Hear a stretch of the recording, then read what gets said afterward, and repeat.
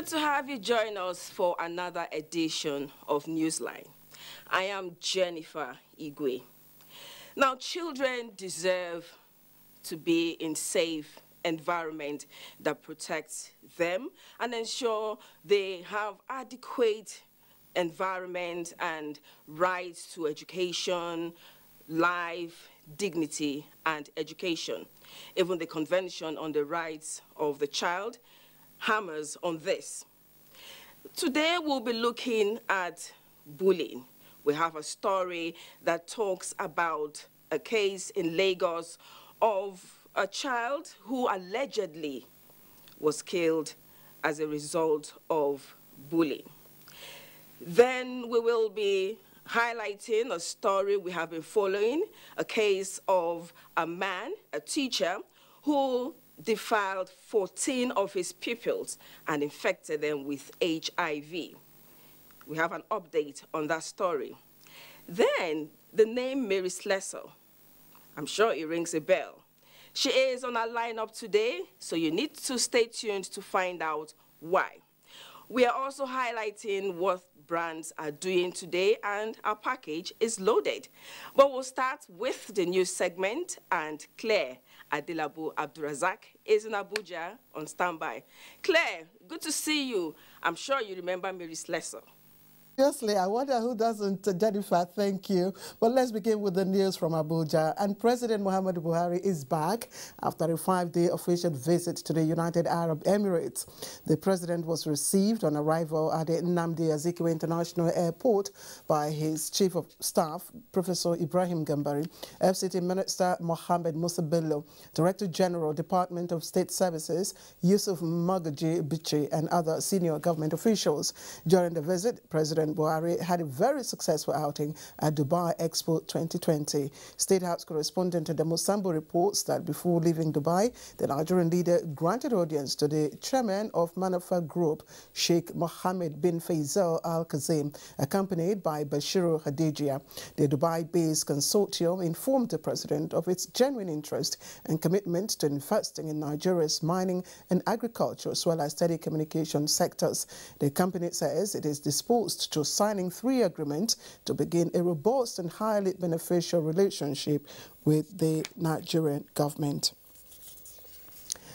And Nigeria and the United Arab Emirates have also resolved to work more closely towards enhancing their win-win cooperation in critical sectors for sustainable growth and development of their people and economies. This came to light during high engagement between President Muhammadu Buhari and the Crown Prince of Abu Dhabi, Sheikh Mohammed bin Zayed Al Nahyan, as well as the ruler of Dubai and Prime Minister of the UAE, Sheikh Mohammed bin Rashid Al Maktoum. State House correspondent Adamu Sambo again reports that President had before the talks undertaken a guided tour of a company that specializes in the manufacture of military hardware. The company owned by the UAE government is not only revolutionizing the defense industry, but also changing its fundamentals through innovative technologies and services.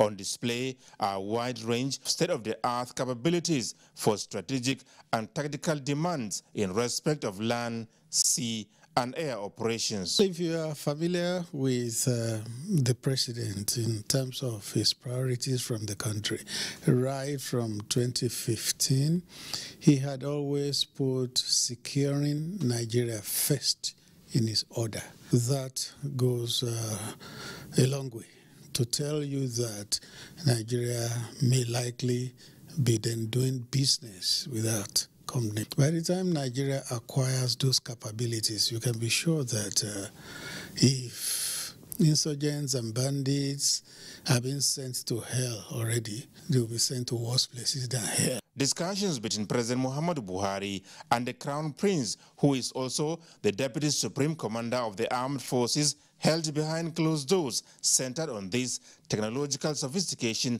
attained to enable a secure future as well as other areas of common interest. The Crown Prince emphasized the importance of self-reliance on military hardware, and so their willingness and readiness to transfer technology to develop that capacity in Nigeria. The Crown Prince, pointed out that in the area of energy, in particular, especially green energy, and was very keen and willing to cooperate with Nigeria. Stressed the importance of a sort of win-win relationship, also getting from Nigeria in the areas in which Nigeria has a comparative advantage, and Nigeria also getting from the UAE in those areas that the UAE has a comparative advantage. Similar discussions were also held between the president and the ruler of Dubai at the Nigerian pavilion, including how the UAE contained COVID-19 through an educational methodology now to be shared with Nigeria. President Buhari also engaged and extracted commitments from a number of UAE-based investors willing to explore as well as exploit the abundant opportunities in Nigeria. In fact, one of them who is in the field of building specialized hospitals in the UAE, that Dubai is a destination of choice for a large number of Nigerians. The point they were making is that they could also provide the infrastructure for those people not to have to come to Dubai. And Mr. President welcomed that and has given directives, for the Minister of Health to come here and engage with them. Issues relating to the production and supply of vaccines to Nigeria were also discussed with the potential investors. From Dubai, Adamu Sambu, NTA News. And away from Dubai now, a summit organized by the Presidential Think Tank on Defense and Security aimed at harnessing stakeholders and infrastructural development is to be held at the first quarter of 2022. Secretary Planning Committee Chiako Alfred, who stated this in Abuja at a news briefing, says the summit, earlier scheduled for this year, was shifted to accommodate more stakeholders. Mr. Alfred spoke on areas the summit would focus on, which would impact on the socio-economic development of the nation. This summit is a high-priority project that aims to engender diverse stakeholder synergy for real-time management solutions, and systemized rapid response strategy to harness expert and operational knowledge and countrywide technical support to enhance threat mitigation and desired security outcomes. The summit is to build multi-stakeholders' confidence and synergy to attract foreign investors to boost the economy. And executing any war successfully would require adequate logistic planning. Now, this was the prompt for the training of officers across Army Corps and other security agencies by the Nigerian Army College of Logistics. Samuel Johnson reports that the commandant of the college presided over the exercise. The training with participants from the Nigerian Army formations, the Air Force, Navy and the police was to equip the officers with skills needed for logistics planning to effectively prosecute wars in contemporary society. Having taken the participants through the combat operations, artillery, support services and air component as well as civil-military relations, the commandant of the Nigerian Army College of Logistics expresses confidence in the ability of the course participants to handle logistics, especially in the war against terrorists, insurgents and bandits, to protect Nigeria's territorial integrity. Confidence to the Nigerian people. It's like you can see we're out here, we're training. Our job is to train, train and train. The more we train, the better we enhance our capacity to function during operations. He also assured Nigerians that the military operations in parts of the country are being professionally prosecuted. What we do here is to train our students to be prepared for every eventuality, cooperation with what we call our strategic neighborhood. Okay? to how to cooperate with them, how to work with them, and to bring them on the same page with us. The training held at the 81 Division facility in Agility, Idiroko, Ogun State. In Lagos, Samuel Johnson, NTA News. And the Directorate of Defense Health Maintenance has cautioned military healthcare providers against treating illegal enrollees under the National Health Insurance Scheme. The Director of Military Health Maintenance at the Defense Headquarters, Rear Admiral Bayo Afolayan, issued the warning in Abuja during a stakeholders meeting with military secondary healthcare providers to strengthen health system in the armed forces.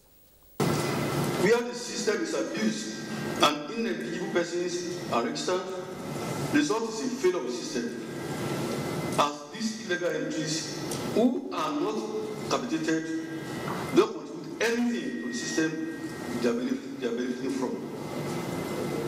Consequently, healthcare providers must scrupulously ensure that only eligible persons access care on the scheme. I would like to see things that will up the game as far as statistics taking is important. And if we continue to do this, then we are sure to be on the path of ensuring that we deliver credible health services to not only the people that have helped to keep Nigeria one, but that are still helping now to keep Nigeria one. Forum is aimed at improving healthcare service delivery to serving and retired members of the armed forces as well as their families. And the Delta State Police Command has arrested a 77-year-old man for allegedly engaging in illegal gun production. Rosemary Omani reports that the command also arrested a 65-year-old gun runner for illegal possession of 130 live cartridges. The 77-year-old suspect was alleged to be into gun production and selling same to suspected armed robbers. According to the police, his arrest was made possible when a 3-man armed robbery gang operating somewhere along Ozora Ugeli Road was under chase. Following the arrest of one of them, he confessed to have purchased his gun from the 77-year-old suspect for the sum of 30,000 naira.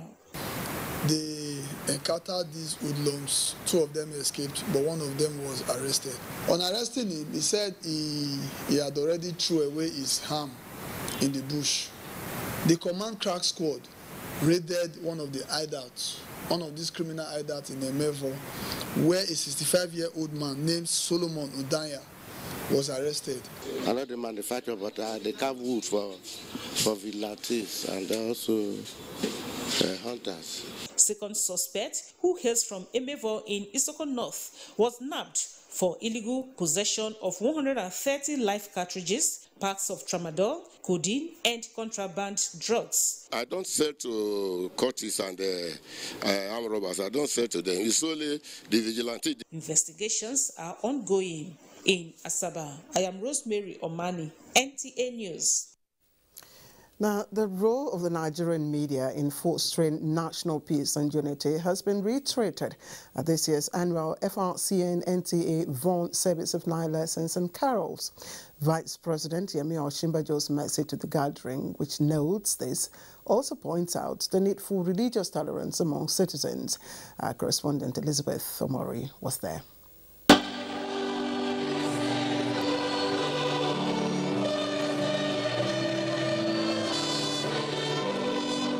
Voices and instruments harmonized in different musical ensembles as choir groups and solo artists celebrate the season of the birth of Jesus Christ at the FRCN, NTA and Vaughan Service of 9 Lessons and Carols.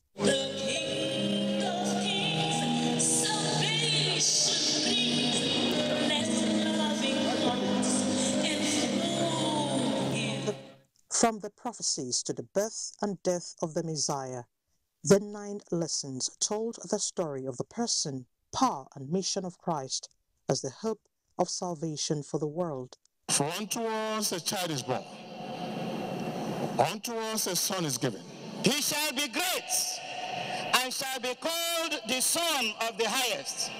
Drawing from the 2021 theme of the annual event, Peace Be Still, Vice President Yemi Osinbajo, in a message delivered by the Secretary to the government of the Federation, encouraged Nigerians to remain committed to renew faith in God and the Nigeria projects. Despite our ethnic, religious, and political differences, we are better and stronger together as one nation than as divided entities. Let us work hard for peace, and this peace we need. We want it to flow like a river throughout Nigeria. We've come to the 12th month of the year. Nigeria is still standing. And we have no other than except continue to pray. In all circumstances, we should embrace peace and not war. May peace reign in our country, Nigeria, in Jesus' name. High point of the evening of message and music was the delivery of the classical Christmas song, Silent Night, rendered with candles lit, and the performance of the NTA choir.